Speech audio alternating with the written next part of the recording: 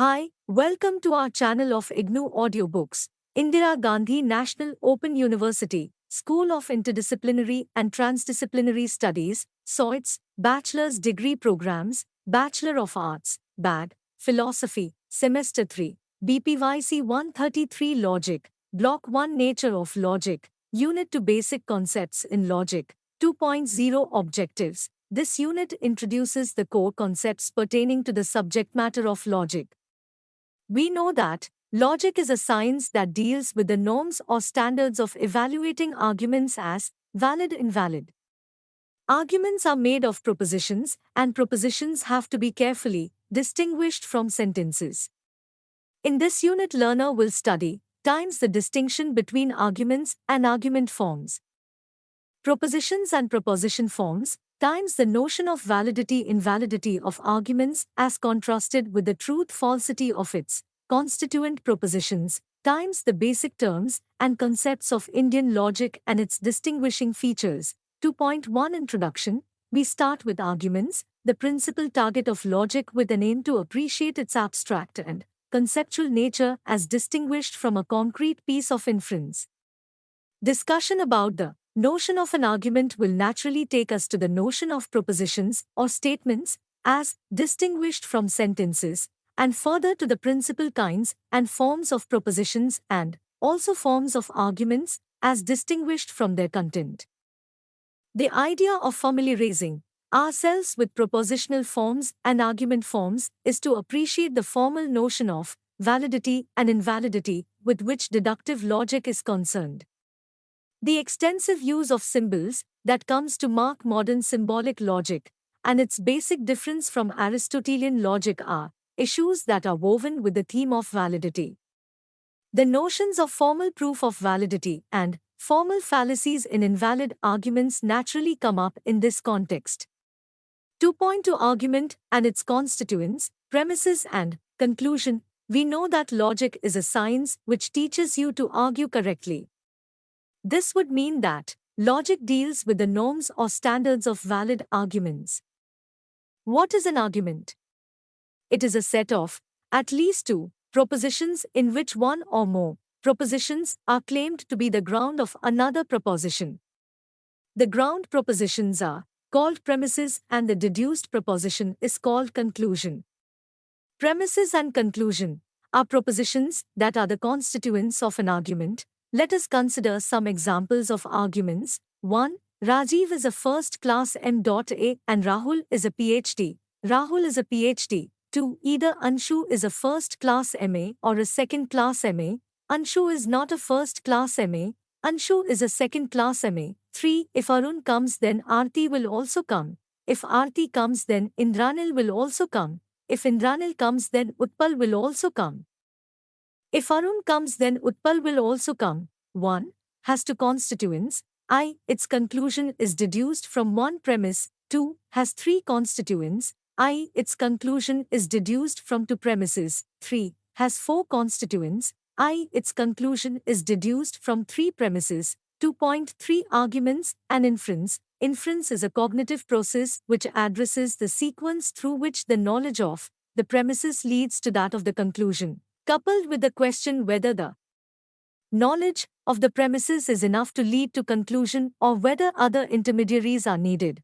Argument, on the other hand, abstracts itself from the temporal sequence of an inference and presents itself as a neat end product, where the questions whether the premises precede the conclusion or whether some psychological procedure needs to intervene between the premises and the conclusion are irrelevant.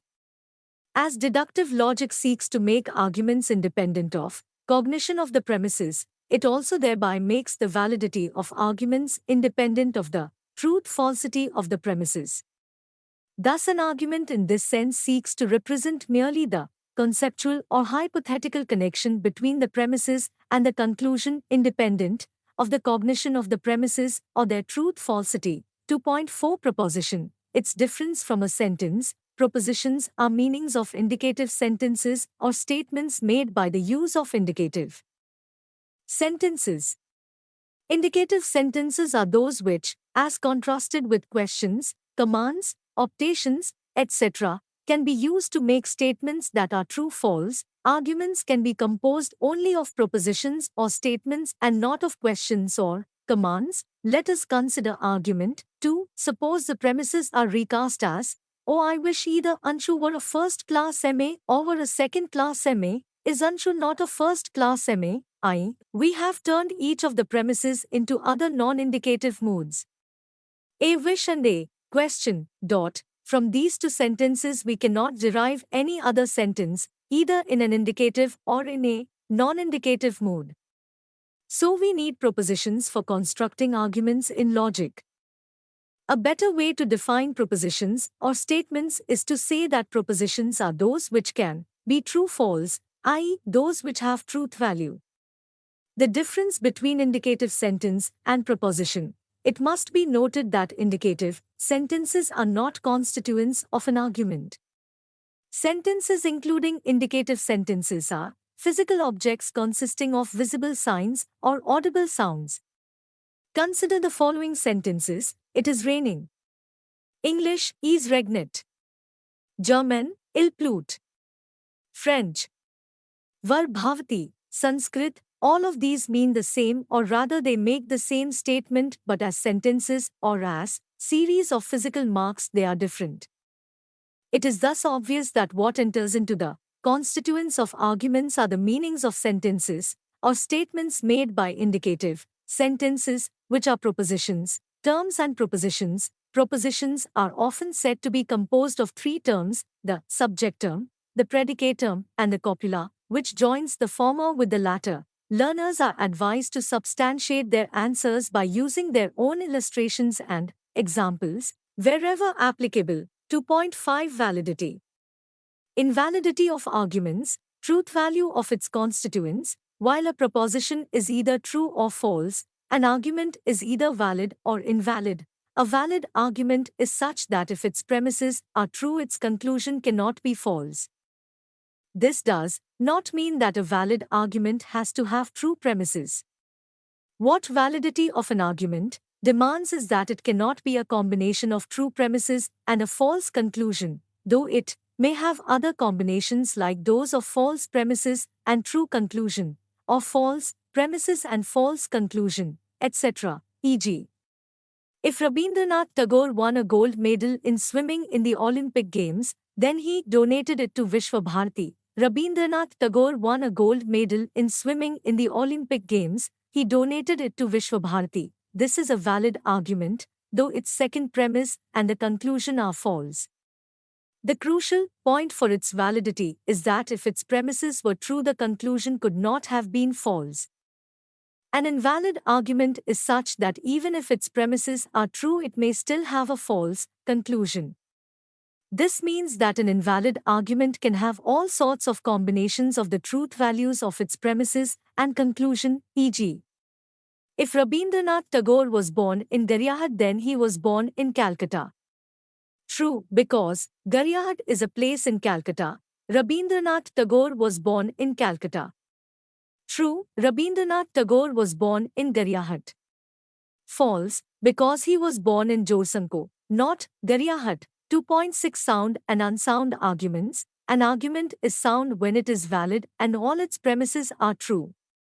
Suppose we make small changes in the above invalid argument to recast it as, if Rabindranath Tagore was born in Jorsanko, then he was born in Calcutta. True, because Jorsanko is a place in Calcutta. Rabindranath Tagore was born in Jorsanko. True, Rabindranath Tagore was born in Kolkata. True, here we get a sound argument. 2.7 Deductive and inductive arguments. In a valid deductive argument, the conclusion repeats what is implicitly stated by the premises, and hence the conclusion is claimed to be absolutely certain. This property can be appreciated in all the examples of valid arguments illustrated above. On the other hand, an inductive argument takes a leap beyond what is stated in the premises and thereby claims only a degree of probability and not certainty. A typical example of an inductive argument will be, man 1 is mortal, man 2 is mortal, man 3 is mortal, man 10000000000 is mortal. No instance to the contrary has been found so far. All men are mortal. 2.8 types of propositions. If we look at the three arguments, A, B, and C, cited above, we see that they consist of two types of propositions, simple and compound. The propositions that are composed of the connective expressions like and or if then are compound propositions, and the propositions that are not compound are simple.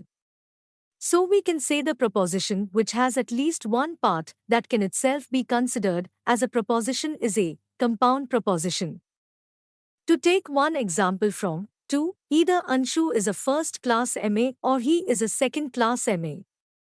It is clearly a compound proposition because it has at least one part, in fact, two, which can themselves be considered as propositions. The proposition is said to be atomic or simple, when no part of it can be considered to be a proposition. The proposition Vizanshu is a second-class M.A is an atomic proposition, for, though it has many parts, Vizanshu is first class, etc., etc., yet none of these parts itself amounts to a proposition. Note that the proposition, it is not the case that Anshu is intelligent, is also compound, though it is not composed of two propositions connected by or and. Still it fulfills the prescribed definition of compound proposition. It has a part Vizanshu is intelligent which itself is a proposition, and the entire proposition has to be deemed as compound. From another point of view, propositions can again be divided into two types, categorical and conditional. Categorical propositions are those which make statements irrespective of any condition, whereas a conditional proposition makes a statement as qualified by some condition. If I say the ground is wet, I am obviously predicating wetness of the ground irrespective of any condition, whereas when I say the ground is wet provided it rains, I am introducing a conditional clause into this sentence and thereby making a conditional proposition. All men are mortal, Ram is a man, both state categorical propositions. But the compound of all these three statements was if all men are mortal and Ram is a man, then Ram is mortal will be a conditional proposition. 2.9 Aristotelian logic. 2.9.1 Fourfold categorical propositions. In Aristotle's logic, categorical propositions were mainly conceived in terms of classes, which may be roughly symbolized as S and P, i.e., the subject class and the predicate class. Accordingly, Aristotle conceives categorical propositions as being of four types, depending on whether the propositions affirms a full or partial inclusion of one class into another, or whether it denies a partial or full inclusion of one class into another. Categorical propositions, four types. A. All S is P, universal affirmative, affirming full inclusion of S into P, e.g. all mammals are warm-blooded, all creatures with hearts are creatures with kidneys, e. No S is P, universal negative, denies a partial inclusion of S into P. This means that it affirms a full exclusion of S from P and vice versa, e.g. no girl is born out the genetic code of XY chromosomes, no reptiles are quadrupeds. I. Some S is P, partial affirmative, a part of S is included in the class P, e.g. some poets are novelists, some reptiles are bipeds. O. Some S is not P, partial negative, a part of the class S is excluded from P, e.g. some politicians are not honest. Some universities are not funded by UGC. 2.9.2 Conditional propositions. Conditional propositions are also divided into at least two types, hypothetical and disjunctive. Hypothetical propositions are of the form if P then Q. If the COVID-19 vaccine turns out to be effective in 2021, I shall travel abroad. Disjunctive propositions are of the form either P or Q. Either COVID-19 vaccine does not turn out to be successful in 2021 or I shall travel abroad. 2.9.3 Immediate and mediate inference. Immediate inferences are those where the conclusion is claimed to follow from a single premise. All mammals are quadrupeds, some mammals are quadrupeds, all girls are born out XX genetic code. Some beings not born out of XX genetic code of are not girls. Mediate inferences are those that have more than one premise to entail the conclusion. 2.9.4 Mediate inference, syllogism, and its two types. Aristotle has a special term for two premised arguments, viz. Syllogism. Syllogisms will again be of two types: categorical syllogism and conditional syllogism. Categorical syllogisms will be those where all the constituent propositions, with the two premises as well as the conclusion, are categorical propositions. Example 1. All girls are born out of the genetic code of XX chromosomes. No boys are born out of the genetic code of XY chromosomes. No boys are girls. Example 2. No octopuses have kidneys like the humans. Some creatures with hearts have kidneys like humans. Some creatures with hearts are not octopuses. Conditional syllogisms will be those which have at least one conditional proposition as its premise that is either hypothetical or disjunctive. If the COVID-19 vaccine turns out to be effective in 2021, I shall travel abroad. I shall not travel abroad. The COVID-19 vaccine did not turn out to be effective in 2021. Note, the first premise is hypothetical and the second premise is categorical. It is accordingly called a hypothetical syllogism. Example 2. Either the COVID-19 vaccine fails to be effective or I shall take a world tour. The COVID-19 vaccine did not fail to be effective. I shall take a world tour. Note, the first premise is disjunctive and the second premise is categorical. It is accordingly called a disjunctive syllogism. Aristotle constructed a strong framework of categorical syllogisms, detailing out its possible forms, moods and figures, rules and fallacies.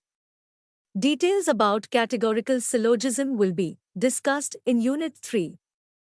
However, he did not lay out a fully developed system of conditional syllogisms, hence discussion of Aristotelian syllogisms are mainly confined to categorical syllogisms. 2.10 Symbolic logic versus Aristotelian logic. Aristotle was considered to be the founder of logic. Hence the term Aristotelian logic is usually used to describe traditional logic. This logic has progressively become more sophisticated in its tools and extensive in its field and has come to be termed as symbolic logic. However, there is no fundamental difference between Aristotelian logic and symbolic logic. Both genres of logic have to use symbols, though the use of symbols came to be more and more extensive with the passage of time, and hence the name symbolic logic is conferred upon the logic that we see in the present day. 2.10.1 What is a symbol? Any sign, i.e., a written or spoken mark that is used to represent something is known as a symbol. There are two kinds of symbols, word symbols and non-word symbols. Table, brown, walking are all word symbols. Rather, each word of our ordinary language is a symbol. There are non-word symbols that are used in special sciences, like those in mathematics, viz. 1, 2, 1, x, percent, is equal to, etc., which are used to represent numbers and various relationships amongst numbers. Logic, being a special science, has to use special non-word symbols, lay out its arguments and methods for proving them to be valid-invalid. 2.10.2 Kinds of symbols, variable symbols and constant symbols. Logic uses these two kinds of symbols. 2.10.2.1 Variable symbols. Variable symbols are certain place markers that take in specific kinds of values in its space. We know that logic deals mainly with propositions that go to constitute arguments. Propositions are further made of terms. So logic initially needs to have at least two kinds of place markers or variables, I. Propositional variables and 2. Term variables. I. Propositional variable will take in atomic or simple propositions as its values. English. Consonants in small case like P, Q, R, etc. are used as propositional variables. Let us consider Argument 3 to see how we can replace its constituent atomic propositions by propositional variables. If Arun comes, then Aarti will also come. If Aarti comes, then Indranil will also come. If Indranil comes, then Utpal will also come. If Arun comes, then Utpal will also come. It is obvious that each of the underlined expressions is an atomic proposition. By substituting each atomic proposition with a separate propositional variable, the above argument turns out to be if P then Q, if Q then R, if R then S, if P then S. Sometimes we need to get into the internal components of an atomic proposition, which to the terms. So here we need two term variables to symbolize an argument. Let us take the following term variables like S, subject term of the conclusion, P, predicate term of the conclusion, and M, middle term figuring in both the premises, as term variables to symbolize the following argument. All teenagers are fun-loving, all school children are teenagers, all school children are fun-loving, all M is P, all S is M, all S is P, 2.10.2.2 constant symbols. Constants, unlike variables, are not place markers, they do not take in values, thus the constant symbols of logic serve to abbreviate the symbols that we already use in our ordinary or natural languages like English, Bengali, Hindi, etc. Note that the propositions and the propositional connectives that we use in our ordinary language are all constants, simply in the sense that they are not place markers to take values. Let us focus on how logic abbreviates these two kinds of constants, with the I propositional constants and the two propositional connective constants. I propositional constants. First, let us how logic turns the simple propositional constants into abbreviations like P, Q, R. Thus, if we take argument 3 again, then using English alphabets P, Q, R, S, etc., each alphabet consistently for each atomic proposition, we get A, if P then Q, if Q then R, if R then S, if P then S. Thus we have got an abbreviation of the argument 3. Note the difference between A and the following B, if P then Q, if Q then R, if R then S, if P then S. A is an abbreviation of the argument 3, while the B represents the form of 3. From A, you will only get the unique unabbreviated argument 3, while from B, you can get many arguments of the same form. This is for the simple reason that for P, Q, R, and S you can substitute many other atomic propositions like it is raining, Rajendra Prasad was the President of India, Rajiv is dreaming, etc., and get different arguments. But P, Q, R, being specific abbreviations for specific propositions, the question of substitution does not arise. To repeat, A is an argument written in an abbreviated form, and B is an argument form, not an argument, whether abbreviated or unabbreviated. Further note, if P then Q is not a proposition, but simply a propositional form, like if underscore underscore underscore, then underscore underscore underscore, and it does not have a truth value. If P then Q is a proposition, abbreviated, and it has a truth value. To repeat, P and Indranil comes are propositional constants. But P, Q, R, etc. are propositional variables, thus symbols that logic uses for abbreviating propositional constants are explained. 10.2.3 Connective constants and logical constants. Let us look into how logic uses symbols for abbreviating other kinds of constants in language, which are not propositional constants. These other kinds of constants are propositional, connectives, and either or, if then, if and only if, it is not the case that. Apart from these propositional connectives, there are quantifiers like all, some, few, a few, etc. The connectives and quantifiers are also called logical constants. Because they are the constant features of all language and all disciplines on which logic can operate in a language-neutral and subject-neutral manner. Though these ordinary language expressions are already short and wieldy, yet logic uses further abbreviations or a special set of symbols instead of these constants. Thus logic uses dot for and, we for either or, for if then, for if and only if, tilde for it is not the case that. Now the forms of arguments 2 and 3 can be respectively symbolized as 2 PVQ, tilde PQ, and 3 PQ, QR, RS, PS. We shall see that as logic advances, it has to use more and more special symbols for other kinds of constants as well, with for quantifiers, for predicate terms as distinguished from subject terms. The picture about symbolic logic that has emerged so far can be given in the following section 10.2.4 chart of symbols used in logic. Look at the screen. Please note that Aristotle, the founding father of logic, was also the first person to use variable symbols with term variables like S, P, M, etc., and also propositional variables to a certain extent. However, he never used symbols for propositional connectives or for quantifiers. Hence, modern, symbolic logic earns its name mainly from its extensive use of symbols.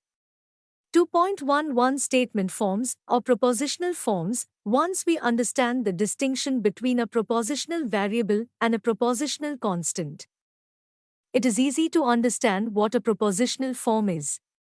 Propositional form is a sequence of symbols which only contains propositional variables and no propositions, not even the abbreviations of propositions, so that when simple propositions are consistently substituted for each propositional variable, the result is a proposition. Thus P, tilde P, PVQ, PQ, etc. are all propositional forms. There are three broad propositional forms: tautologous, contradictory, and contingent. A propositional form is tautologous when whatever propositions are substituted as values of the propositional variables, the resultant proposition will always come true. Forms like PV tilde P, P, PQ, Q are relevant illustrations. A propositional form is contradictory when whatever propositions are substituted as values of the propositional variables, the resultant proposition will always come out to be false. Forms like P, tilde P, P, PQ, tilde Q are relevant illustrations. All propositions other than these kinds of two forms, say P, Q, tilde P, PQ, etc., are contingent, which means that their substitution instances sometimes turn out to be true, sometimes false. 2.12 Argument forms. Argument forms are a sequence of symbols containing logical constants and propositional variables, but no propositions, so that consistent substitution of simple propositions for each propositional variable results in an argument. Exercise. Apply this definition to PQ, QR, RSPS. 2.13 Propositional logic versus predicate logic or quantificational logic. Logic has to analyze arguments to display their characteristic forms of validity. Propositional logic is confined to a special range of arguments, with those that do not need us to go beyond the simple propositions and lay out structure in which their component terms are arranged. Thus, for propositional logic, the ultimate terminus of analysis are simple or atomic propositions. Taking a look at the arguments used so far, we can easily appreciate that demonstrating their validity needs some elements of the premises to be repeated in the conclusion. For instance, the way in which arguments 1, 2, and 3 become valid needs certain atomic propositions in the premises to be repeated in the conclusion in their entirety. This we have noted with respect to the form of argument 3. On the contrary, look at this argument. All teenagers are fun-loving. All school children are teenagers. All school children are fun-loving. All the constituent propositions of this argument are atomic propositions in the sense that no part of these propositions is itself a proposition. To display the validity of this argument, we need to show how the internal components or terms of each of these propositions are configured, and which terms reappear in the conclusion. And for this we need to display the form of this argument by virtue of replacing each term by a term variable like S, P, and M. Thus comes up a different genre of logic, viz. predicate logic, which, in order to prove arguments to be valid or invalid, has to split each atomic proposition into its constituent subject term and predicate term, and also the quantifier like all or some. Thus, predicate logic is also termed as quantificational logic. Propositional logic, with its propositional mode of analysis, cannot display the quantity of a proposition, with whether the proposition states its predicate for all or some individuals. Predicate logic with its sharper tools of analysis into the internal components of an atomic proposition is able to perform that task. 2.14 Difference between Aristotelian logic and predicate logic or quantificational logic. Now, although we can say that Aristotle's syllogism falls within the subject matter of predicate logic or quantificational logic, there are at least two important reasons due to which Aristotelian logic cannot be identified with predicate logic or quantificational logic. Firstly, the latter uses a different mode of analysis than the Aristotelian model of division into S, P and M.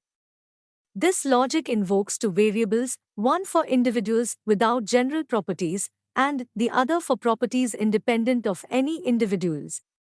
The symbols chosen for individual variable are x, y, z etc. and those chosen for property variables are f and g. Further symbols, stipulated for abbreviating individual constants and predicate constants, are English alphabets, A, B, C etc., in the small case and in the capital case respectively. Thus predicate logic operates with an exclusive disjunction between subject, pure individual, and predicate, pure property, and hence significantly differs from Aristotelian logic, symbols used in predicate logic or quantificational logic. Secondly, Aristotelian mode of putting both a singular proposition, Ram is mortal, and a general proposition, all men are mortal, under and a proposition glosses over their mutual distinction. As predicate logic brings forth a finer dimension of quantity, with the quantitative distinction between an individual and general mode of predication, its alternative name of quantificational logic connotes a difference from the Aristotelian logic. 2.15 Formal proof of validity. It is clear that the task of deductive logic or formal logic is to improvise rules of inference by which it can move from one statement to another by the sheer formal power of these statements and not by their content. For example, there must be a rule of conjunction by which we can move from P, Q to Q. There must be a rule of negation, conjunction and disjunction by which we can move from tilde P, Q to tilde P V tilde Q. There must be a rule of implication which allows us to move from PQ and P to Q. Hence we can formulate the definition of the term formal proof of validity as a sequence of statements, each of which is either a premise of a given argument or follows from the preceding statements of the sequence by one of the rules of inference, where the last statement in the sequence is the conclusion of the argument whose validity is proved. 2.16 Fallacies. With each form of a valid argument, there will be a corresponding form of invalidity. E.g., corresponding to the valid form with PQ. PQ, there will be an invalid form with PQ. Q, P. Formal fallacies would be flaws that one would incur in moving from one proposition to another on the basis of an invalid argument form or an invalid rule of inference. Thus affirming the antecedent on the basis of affirming the consequent is a kind of fallacy. 2.17 Indian logic. Indian logic does not only deal with the rules of evaluating arguments, but also with the rules of attaining valid cognition of the premises. Thus it is concerned with the full-fledged cognitive process of inference and not simply the bare formal structure. Thus Indian logic does not make the distinction between induction and deduction, or between form or content of arguments. 2.17.1 Anumna and anumity. Both anumna and anumity pertain to the cognitive process of inference. The special means employed for attaining as inferential cognition is called anumna. The cognition that results from the employment of the special means is called anumity. 2.17.2 Constituents of an anumna. Hetu, sthya, and paksa. In an inference, there is always an entity of which something is predicated on the strength of some other thing. the entity of which something is predicated is called the subject or paksa. The something that is predicated of the paksa is called the probandum or the sthya.